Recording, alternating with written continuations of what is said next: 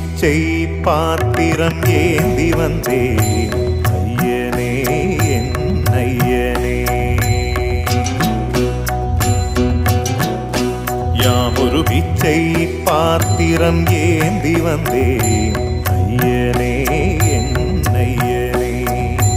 பிண்டம் என்னும் எலும்பொடு சதை நரம்புதிரமும் அடங்கிய உடம்பு எனும் பிச்சை பாத்திரம் ஏந்தி வந்தேன் ஐயனே என் ஐயனே. பிண்டம் என்னும் எலும்பொடு சதை நரம்புதிரமும் அடங்கிய உடம்பு எனும் பிச்சை பாத்திரம் ஏந்தி வந்தேன்